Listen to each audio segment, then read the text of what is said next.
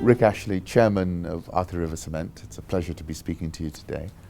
Rick, we spoke a year ago, I remember. We did. We're back today. Can you just characterize for me the first half results? Yeah, I mean, I guess the first half results really fall into the context of that, of what's happened in that year since we last spoke. You'll recall from those discussions our focus was all on completing Tanga. That was really where our energies needed to go. It's done. It took a lot of energy. It took a little bit longer than perhaps we'd planned for various reasons, many of which were outside our control.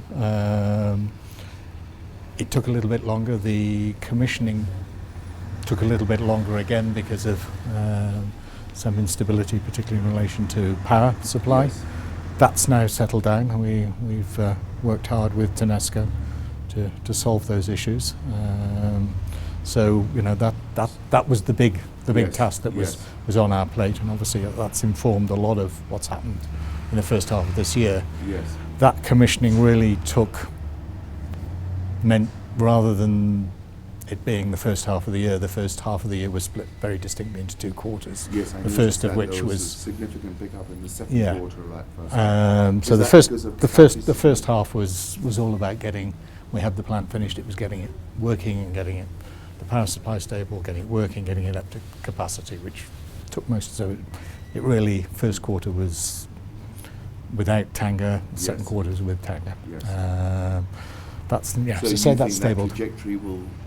That was one. The second quarter will continue. I think so. You know, the business is all about challenges, and those challenges, particularly in this part of the world, change day by day, week by week, month by month. We've got over that challenge. What does Tanga do to Arthur River Cement? In terms of where we were before, and that's perhaps the easiest way to explain it, we were importing clinker to put into our plant at Mukaranga in Dar.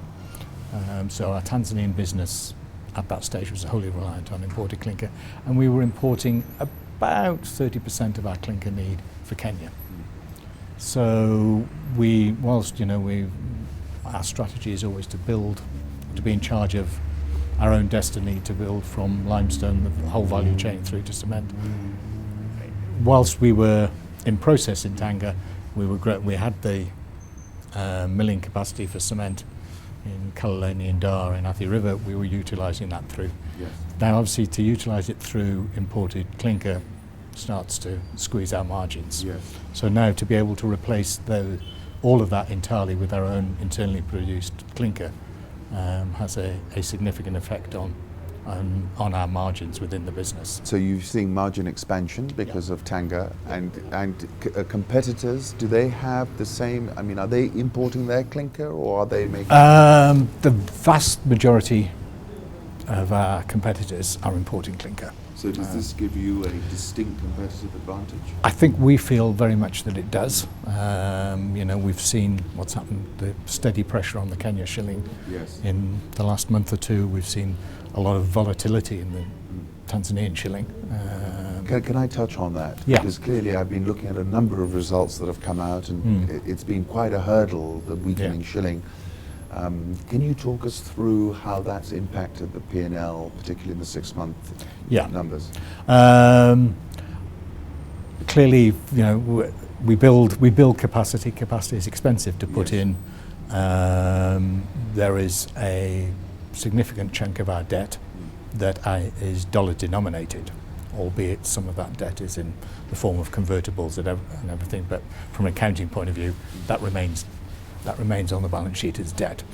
So from that perspective, we then recognise the unrealised losses in relation to revaluing that dollar debt on our balance sheet. That's there as a result of a very clear strategy to build our capacity, particularly to build clinker capacity. A lot of the nuts and bolts and the kilns and are dollar denominated. I think the understanding of the dynamics in the market is that eventually the cement market is dollar linked. Yes. Particularly when a lot of the competitors are importing clinker, This- we're importing coal. So I suppose there always has been an understanding that cement is a sort of dollar-based industry. So I think we feel comfortable that to have that debt on the balance sheet, albeit that it gives us short-term pain at the moment. In terms of the longer term, I think two things which the accounts don't yet reflect. Obviously, there is an element now that we've completed the plant in Tanga, but also that is perhaps long overdue to revalue the assets, which again, any replacement of those assets will be dollar related, so there'll be an uplift, particularly on the revaluation side. But I think more importantly is the issue of where it places us competitively. So let's talk about that, because I mean there's always been a story in Tanzania of cement and clinker imports, and at times probably unfair competition because you can route stuff through. Are those dynamics changing with a weaker currency or not? We've seen, obviously clinker comes in as part of a lot of our competitors' business models, where we feel they're going to see some pressure now because of the movement in the exchange rate. Arguably, so you're expecting in the short term erosion on their side? I think so. In the short term, they've been helped a little bit by world clinker prices being a little bit soft. Yes. But certainly that has been more than taken care of now with the movement in the exchange rate. So there is an element that we take short-term payment as dollar borrowings, and we get an annuity stream of better earnings from that competitive position. Cement imports, not as much of an issue in Kenya historically, quite an issue in Tanzania and Mozambique and South Africa. We've seen South Africa putting in duty tariffs to effectively block those imports, but we've seen cement coming all through the east coast of Africa. In Tanzania, perhaps less coming in now. We've seen prices in them as capacities come on stream. We've seen prices soften, which has perhaps meant that cement imports their margins are even more susceptible and sensitive to the exchange rate movement, and the Tanzanian shilling has been very volatile over the last month and a half.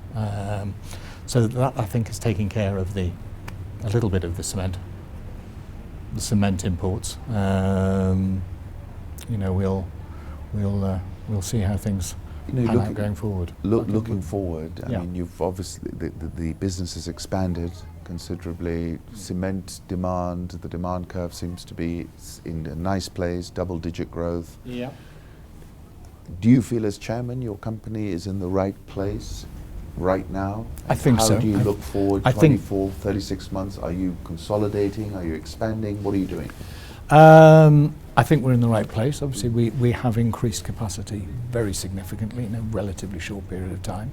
So there is perhaps often a need at that point to take a breath and reassess where you are. I think we've taken part of that breath. We've done some of that reassessment. I think it'll be, we're at the moment, having completed the capacity, we feel we're in a stronger position now to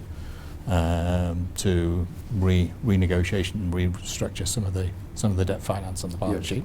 I think we feel that's. Well, why don't you touch important. on that? Because what are you doing exactly in there? You are looking to sort of move from short-term financing to a bond, or? I mean, during the building, obviously there is a significant chunk of project-type financing, if you like, which tends to be relatively short-term in nature. And obviously, what we want to do now is match the enhanced cash flows that we're getting from that increased capacity with the debt repayments. When will you be going to the market? Most probably certainly between now and the end of the year. And is shilling denominated? Most probably, yeah. Can I touch on what seems to me a very sexy part of the business, which is the fertilizer business? Yeah. And would you care? I mean, we saw very strong year-on-year growth. What did the company get right? What is the size of the opportunity? I mean, I think what we've got right is, and it perhaps reflects the nature of the culture of the business.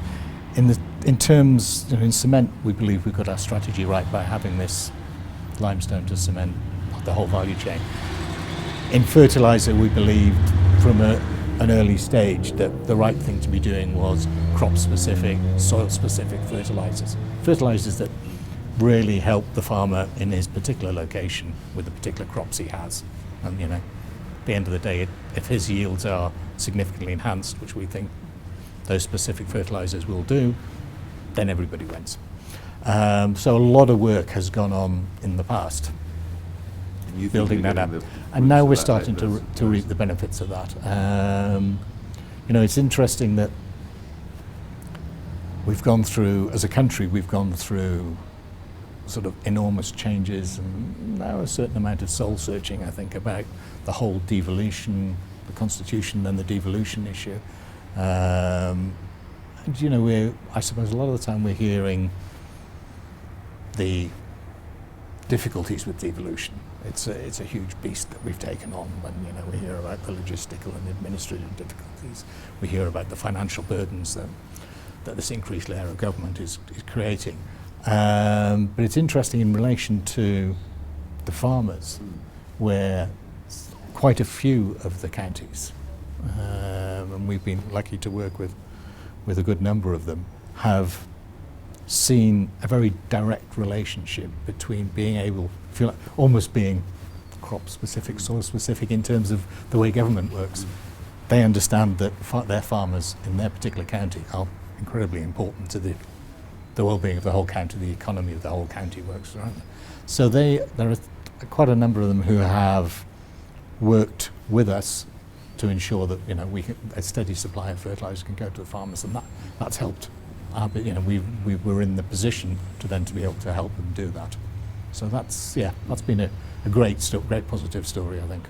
So how would you wrap up to the shareholders who've held your stock? I just interviewed somebody who's bought the share in the late 90s.